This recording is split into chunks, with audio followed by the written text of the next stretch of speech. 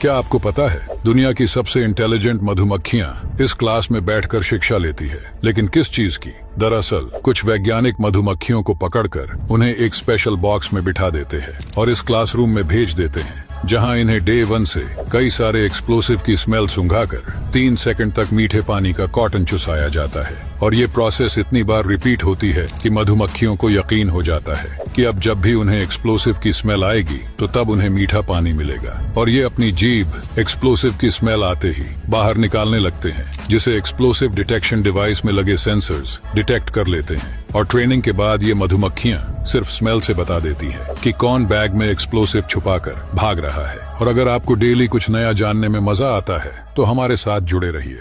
आज के समय हमारे पास ऐसे ऐसे शिप्स है जो कि आइस से डैमेज नहीं बल्कि आइस को ही तोड़ डालते हैं, जिन्हें आइस ब्रेकर शिप्स कहा जाता है। लेकिन अनसिंकेबल टाइटैनिक के साथ ऐसा क्या हुआ था? अगर आप कहेंगे आइसबर्ग की गलती थी तो ये इतना आसान नहीं है, क्योंकि टाइटैनिक से भी पहले कई सारे शिप्स आइसबर्ग से डैमेज हुए थे, लेकिन उनमें इतना बड़ा हादसा और 1500 से भी ज्यादा लोगों की मौत नहीं हुई। दरअसल टाइटैनिक डूबने के पीछे मेनली 3 रीजन थे। पहली थी कैप्टन की गलती और दूसरा था करप्शन, क्योंकि टाइटैनिक को जोड़ने के लिए लो ग्रेड अलॉय का इस्तेमाल किया गया था, जिस वजह से टाइटैनिक बर्फीले पानी में आइसबर्ग से टकराते ही उसके रिवेट्स तुरंत ही टूट गए। और अगली गलती थी रूल्स का ना होना, क्योंकि जब टाइटैनिक ने पास वाले शिप पे SOS भेजा तो तब वहां का ऑपरेटर सोया हुआ था। ऐसा इसलिए क्योंकि उस वक्त 24/7 का रूल नहीं था और टाइटैनिक में लाइफ बोट्स भी आधी से कम थी, क्योंकि अगर ये पैसेंजर्स जितनी ही लाइफ बोट रख लेते तो ज्यादातर लोग बच जाते।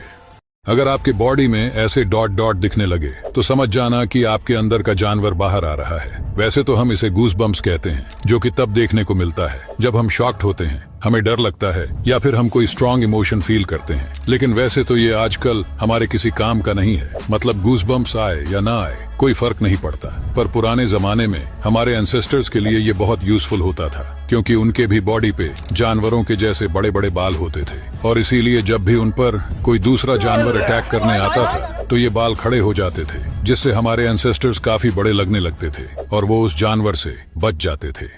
अक्सर छाला देखकर हमारा मन करता है कि उसे फोड़ दे, लेकिन डॉक्टर्स कहते हैं कि नहीं फोड़ना चाहिए। मगर इस वीडियो में तो डॉक्टर ने जानबूझकर छाला को फोड़ दिया। लेकिन क्यों? दरअसल जब कभी हमारे किसी ऐसी जगह पर छाला हो जाता है जहां उसके अनजाने में खुद से फूटने के चांसेस होते हैं और वो बड़ा भी बहुत ज्यादा होता है, तो ऐसे सिचुएशन में कहीं वो गलती से फूटकर कोई इन्फेक्शन वगैरह न कर दे। इसीलिए उससे बचने के लिए कभी कभार मजबूरी में डॉक्टर्स को ऐसे छालों को फोड़ना पड़ता है। और अगर आपको डेली कुछ नया जानने में मजा आता है तो हमसे जुड़े जरूर।